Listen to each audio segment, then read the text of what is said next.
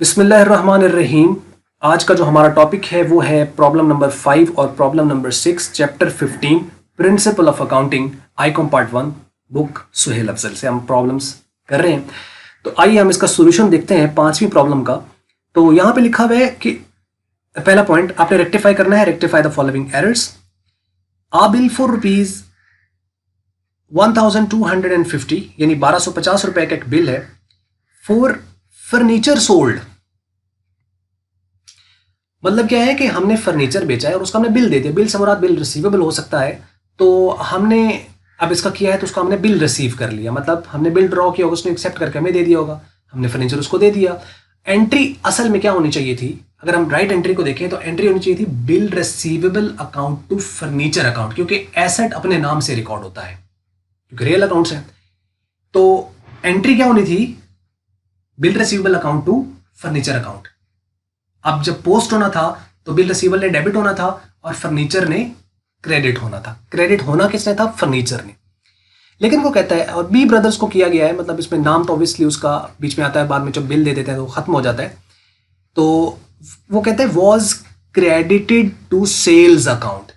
Credited to sale account मतलब गलती credit की है। तो क्रेडिट में राइट एंट्री में कौन क्रेडिट हो रहा है, फर्नीचर। तो इसका मतलब क्रेडिट होना किसने था, फर्नीचर ने, लेकिन क्रेडिट हुआ कौन, सेल्स, जो कि नहीं होना था। इसका मतलब ये हुआ कि अब हम क्या करेंगे, सेल्स के अकाउंट को हम करेंगे डेबिट और उसकी जगह उस अकाउंट को क्रेडिट करेंगे जिसने होना था, जो हुआ नहीं, और वो होना था फर्नीचर। तो फर्नीचर को हम कर देंगे क्रेडिट। राइट, जो रेक्टिफाइंग एंट्री है वो क्या बनेगी, sales account to furniture account. अच्छा, इसमें सस्पेंस इसलिए नहीं आएगा क्योंकि इसके अंदर क्रेडिट की जगह क्रेडिट रिकॉर्ड हुआ, उतनी अमाउंट से हुआ जितने से होना था, सिर्फ नाम चेंज हुआ है। तो ट्रायल बैलेंस पे तो कोई फर्क नहीं पड़ा होगा ना। ये वो एरर है जिसने ट्रायल बैलेंस को एग्री रखा, क्योंकि हमने एक शुरू में वीडियो बनाई थी, इसके प्लेलिस्ट में मौजूद है कि वो कौन से एरर होते हैं जो ट्रायल बैलेंस को एग्री करते हैं और वो कौन से एरर होते हैं जो ट्रायल बैलेंस को एग्री नहीं करते। उस वीडियो को अगर आपने नहीं देखा है उसको देख लें, काफी पॉइंट्स उसके अंदर आपको क्लियर हो जाएंगे। तो मीन्स के जो ट्रायल बैलेंस को एग्री कर जाए उसमें तो सस्पेंस का सवाल ही पैदा नहीं होता। तो इसमें सस्पेंस नहीं आएगा क्योंकि अकाउंट रिप्लेस हुआ है, उसका नाम चेंज हुआ है जस्ट। तो हमने क्या किया कि जिसको क्रेडिट करना था उसको नहीं किया गया तो उसको हम क्रेडिट कर देंगे, और जो गलत क्रेडिट हुआ था उसे हम डेबिट कर देंगे। तो एंट्री बनेगी sales account to furniture account. तो ये सोल्यूशन की तरफ अगर हम देखें तो ये आपके पास आता है जी पहला, और sales account to furniture account being wrong posting to sales account now rectified, और 1250। दूसरा है an amount of rupees 890 received on account of interest। अमाउंट है 890 रुपए और रिसीव्ड हुए on account of interest. Interest receive हुआ है। अब देखो रिसीव्ड का वर्ड आ जाए तो मैंने बताया हुआ है कि रिसीव्ड के केस में कैश ने तो डेबिट होना होता है। क्या रिसीव हुआ, इंटरेस्ट। नॉमिनल अकाउंट है, अपने नाम से आएगा। तो अब हम क्या करेंगे, यहां पर एंट्री अगर हम देखें तो एंट्री इसकी बनती है cash account to interest account, और जब इसकी पोस्टिंग होनी थी तो कैश ने डेबिट होना था और इंटरेस्ट ने होना था क्रेडिट। अब हम देखते हैं गलती हुई किसमें। वो कहता है वॉज क्रेडिटेड, हुआ तो क्रेडिट लेकिन टू कमीशन अकाउंट। हालांकि होना क्रेडिट किसको था, इंटरेस्ट के अकाउंट को, और हुआ किसको, कमीशन के अकाउंट। अब हम क्या करें, कमीशन के अकाउंट को क्रेडिट नहीं होना था जो कि हुआ, अब हम उसको खत्म करेंगे तो उसको हमें करना पड़ेगा डेबिट। तो कमीशन को हम करेंगे डेबिट और इंटरेस्ट जो कि क्रेडिट होना था और वो नहीं हुआ उसे हम क्रेडिट कर देंगे। रेक्टिफाइंग एंट्री बनेगी commission account to interest account. Commission account to interest account being wrong credit to the commission now rectified 890 and 890। ये बात क्लियर होगी। उसके बाद नेक्स्ट है goods to the value of rupees 1300 were return by Ali. अच्छा ये देखें, ये वर्ड जो है ना रिटर्न बाय, और एक लफ्ज होता है रिटर्न टू, एक होता है रिटर्न बाय। इसको आपने याद रखना है। रिटर्न बाय का मतलब है कि किसी ने हमें रिटर्न की है। तो हमें किसी ने क्यों रिटर्न की होगी, हमने उनको दी होगी तो वो हमें रिटर्न करेंगे ना। मतलब हमने उनको सेल की थी और उन्होंने वो हमें रिटर्न कर दी, मतलब ये सेल्स रिटर्न है। रिटर्न बाय क्या होती है, सेल्स रिटर्न। और अगर रिटर्न टू हो तो इसका मतलब हमने किसी से खरीदी थी और वो हमने उनको रिटर्न कर दी, मतलब वो परचेज रिटर्न होगी। तो मतलब रिटर्न टू परचेज रिटर्न और रिटर्न बाय सेल रिटर्न। एक बात तो ये याद रखनी है। अच्छा, अब सेल का बैलेंस होता है क्रेडिट, नॉर्मल बैलेंस हम देखते हैं ना इसके अंदर, तो सेल का बैलेंस होता है क्रेडिट, तो सेल्स रिटर्न का क्या होगा, डेबिट। तो डेबिट होता है नॉर्मल बैलेंस सेल्स रिटर्न का। अच्छा, अब यहाँ पे देखें हुआ क्या है। 1300 की चीजें थी रिटर्न बाय अली। एंट्री क्या होनी थी इसकी, अगर हम सही एंट्री को देखें तो क्या होनी थी, sales return to Ali account, ये होनी थी। अली ने क्रेडिट होना था और सेल्स रिटर्न नहीं होना था डेबिट। कहता है were but return was not recorded in the books. In the books return record ही नहीं हुई है, तो मीन्स कि इसकी पूरी की पूरी एंट्री नहीं हुई, तो पूरी एंट्री हम पास कर देंगे, जो मैंने अभी बताई है राइट एंट्री। वो क्या है, sales return account to Ali account, तो ये हम पास कर देंगे, sales return account to Ali account. और 1300 being sales return by Ali not recorded in the books now rectified. जी नेक्स्ट चलते हैं हम चौथे की तरफ, और वो है wages paid ₹1000 posted to the wages account twice. Wages हमने पे किए हैं 1000 रुपए, और वो कहता है कि posted to the wages account twice, wages pay की हैं। पेड से पता चल गया कि कैश क्रेडिट होता है, तो एंट्री क्या बनेगी इसकी सही, wages account to cash account. अगर हम इसको पोस्ट करें तो वेजेस ने डेबिट होना था और कैश ने क्रेडिट होना था। अब देखें हुआ क्या, वो वेजेस ने डेबिट होना था, ठीक है। अब यहाँ पे वो कहता है पोस्टेड, पोस्ट हुआ वेजेस के अकाउंट को, लेकिन ट्वाइस हुआ, मतलब वो पोस्ट सही हुआ है लेकिन 2 बार पोस्ट हुआ है। अब हमें कैसे पता चला कि डेबिट पोस्ट हुआ होगा या क्रेडिट पोस्ट होगा, एंट्री से समझेंगे। एंट्री बता रही है कि चूंकि वेजेस पे हुई है तो मतलब वेजेस डेबिट हुई होंगी, लेकिन 2 बार डेबिट हो गई। कैसे पता चला 2 बार डेबिट होगी, एंट्री से पता चल रहा है, क्योंकि वेजेस पे हुई हैं तो हमारा एक्सपेंस है ना, एक्सपेंस अपने नाम से रिकॉर्ड होता है और डेबिट हुआ होगा, लेकिन 2 बार डेबिट हो गया। अब चूंकि ये 2 बार डेबिट हुआ है तो एक बार हम इसे क्या करेंगे, क्रेडिट कर देंगे। अब हम वेजेस को तो करेंगे क्रेडिट ताकि एक इफेक्ट उसका कैंसिल हो जाए, तो चूंकि ये एक ही अकाउंट का एरर है और चूंकि उसकी डेबिट साइड बढ़ गई होगी, क्रेडिट उसकी जो है वो शॉर्ट हुई होगी, उसको उन्होंने सस्पेंस लिखा होगा। अब हम उसको खत्म करेंगे।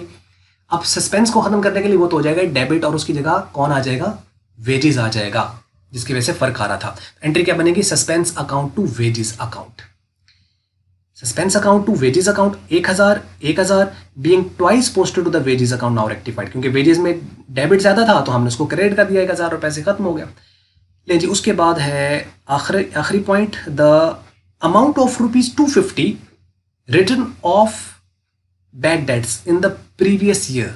पिछले साल हमें बैड डेट्स रिकॉर्ड कर लिए, मतलब चीज़ें, बैड डेट्स क्या होते हैं कि जिनसे हमें कंफर्म हो जाता है कि जी पैसे इनसे अब हमें नहीं मिलने। डेटर जब हमें पैसे बिल्कुल देने से इनकार कर दे या हो ना उसके पास, हम कहते हैं कि बैड डेट्स हो गए।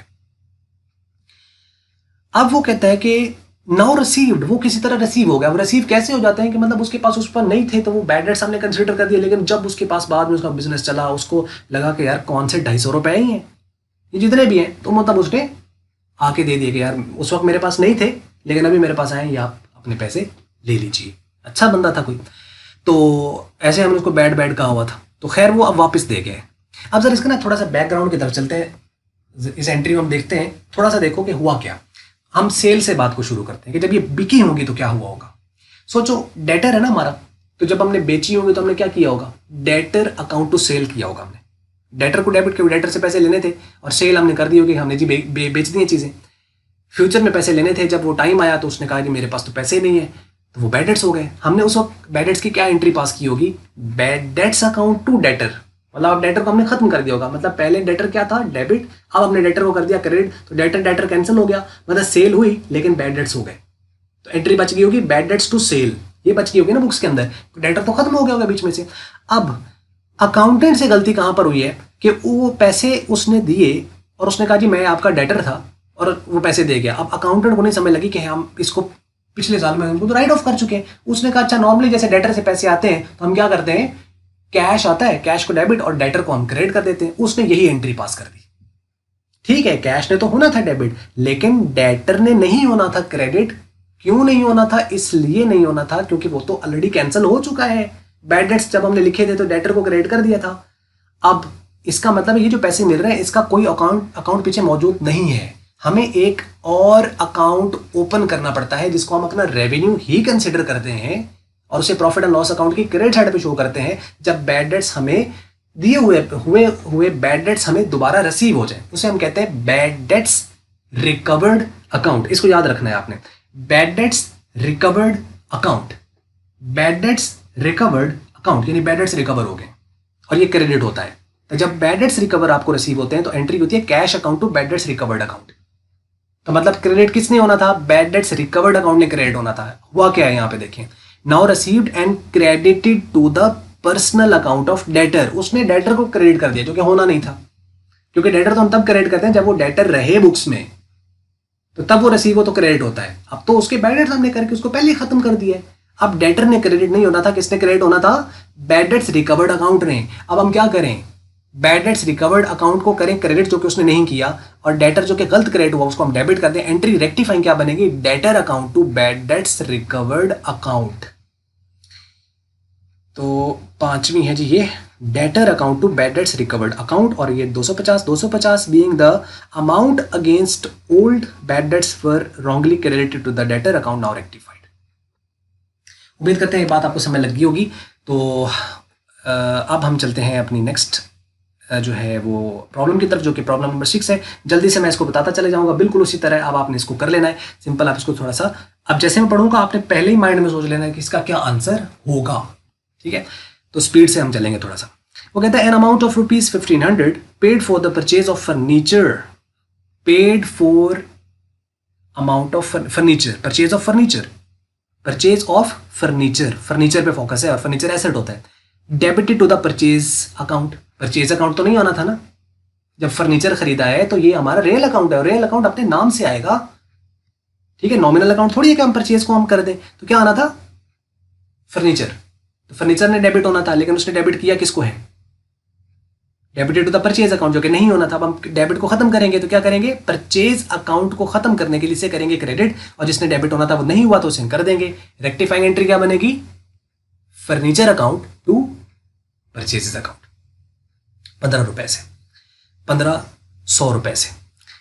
दूसरा है an amount of rupees 300 withdrawn by the proprietor, proprietor that's owner, मालिक, फॉर हिज पर्सनल यूज। उसने जाती इस्तेमाल के लिए पैसे निकलवाया 300 रुपए। तो जब मालिक जाती इस्तेमाल के लिए पैसे निकलवाता तो क्या एंट्री होती है हमारे पास? Drawing account to cash account. Business से कैश निकलवाएगा तो क्या हो जाएगी? Drawing account to cash account. मतलब अगर पोस्ट करें तो ड्रॉइंग के अकाउंट को डेबिट करना था और कैश के अकाउंट को करना था क्रेडिट। पता चल गया पोस्टिंग से। अब देखो उसने क्या किया, हैज बीन डेबिटेड, डेबिट तो हुआ, अब माइंड में रह के डेबिट किसको करना था? ड्रॉइंग को। क्या अब अगर वो लिख दे हैज बीन डेबिटेड तो ड्रॉइंग अकाउंट, तो इसको रेक्टिफाई क्या करना है? सही है तो है, डेबिट उसने ड्रॉइंग करना था, कर दिया डेबिट। हाँ, अब हम रकम आगे चेक कर लेंगे, क्या जितने से डेबिट होना उतने से ही हुआ है। अगर वो गलत है तो वो हम रेक्टिफाई करेंगे। लेकिन यहां पे उसने डेबिट किया तो है, लेकिन उस अकाउंट को नहीं किया जिसको करना था। क्या किया उसने? Debited to his personal account, यानी उसका जो भी नाम है उसके अकाउंट को उसने डेबिट। अब हमें नाम तो नहीं पता, हालांकि नाम तो नहीं आता उसका। अब हम पर्सनल अकाउंट ही उसको नाम देंगे यहाँ पे एंट्री में, और तो हमें उसका नाम मालूम नहीं है। हालांकि मतलब personal account of owner debit नहीं होना था, डेबिट किसने होना था? ड्रॉइंग ने, जो कि हुई नहीं। अब हम क्या करें? ड्रॉइंग अकाउंट को करेंगे डेबिट और उसका जो पर्सनल अकाउंट है उसको हम क्रेडिट कर देंगे, यानी drawing account to personal account of proprietor account, ये हम क्रेडिट कर देंगे जो गलत डेबिट हुआ है। और उसके बाद है number 3, salary rupees 500 paid to the clerk, debited to his personal account. Salary pay की है, देखो सैलरी पे की है तो सैलरी एक्सपेंस है, नॉमिनल अकाउंट है। नॉमिनल अकाउंट जो होते हैं वो अपने नाम से रिकॉर्ड होते हैं, यानी उनके एक्सपेंस का नाम आता है, या रेवेन्यू और एक्सपेंस के जो अकाउंट होते हैं उनको नॉमिनल अकाउंट कहते हैं ना। तो अब ये एक्सपेंस है, एक्सपेंस अपने नाम से रिकॉर्ड होता है। एक्सपेंस क्या है? सैलरी। तो सैलरी ने आना था। अब हम सपोज करें हम सैलरी पे कर रहे हैं जी अशरफ को, सैलरी पे टू अशरफ। तो अब हम अशरफ बीच में नहीं आएगा क्योंकि ये पर्सनल अकाउंट तो है ही नहीं कि हम अशरफ का नाम बीच में लेकर आए। ये नॉमिनल अकाउंट है। नॉमिनल अकाउंट अपने एक्सपेंस या रेवेन्यू के नाम को यूज करते हैं, ना कि पर्सन के नाम को। अब उसने यहाँ पे क्लर्क को सैलरी पे की है और एंट्री होती है सैलरी, जब हम पे करते हैं तो नॉमिनल ये अकाउंट होता है, तो एंट्री हम करते हैं salary account to cash account. जब पोस्ट होना था तो सैलरी ने डेबिट होना था, कैश ने होना था क्रेडिट। मतलब अब यहां डेबिट गलती है, डेबिट होना किसने था? सैलरी ने, लेकिन हुआ कौन है? Debited to his personal account, यानी क्लर्क का अकाउंट उसने डेबिट कर दिया, जो कि नहीं होना था। अब हम क्या करें? सैलरी डेबिट होनी थी, नहीं हुई। अब हम रेक्टिफाइंग में सैलरी को करेंगे डेबिट, और जो क्लर्क डेबिट गलत हुआ है जो कि नहीं होना था उसे हम कर देंगे क्रेडिट। एंट्री रेक्टिफाइंग बनेगी salary account to clerk's account या क्लर्क पर्सनल अकाउंट।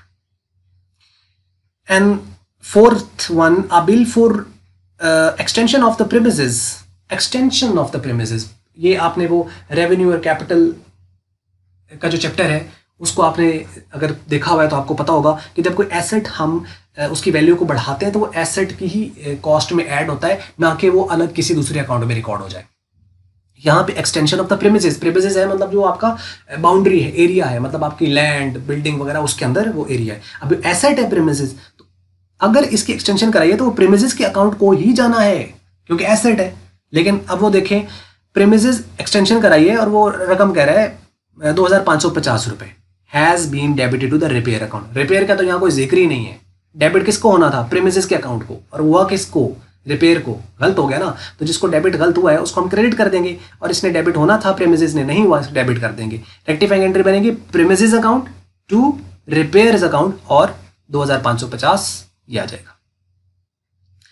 और आखिरी है परचेज फ्रॉम एक्स रुपीज 2300, 2300 रुपए की चीजें खरीदी गई हैं एक्स से। अब देखो जब हम एक्स से चीजें खरीदेंगे एंट्री क्या होगी? Purchases account to X account, मतलब एक्स अकाउंट को पैसे देने हैं, पर्सनल अकाउंट है, नाम आएगा उसका, तो purchase account to X account.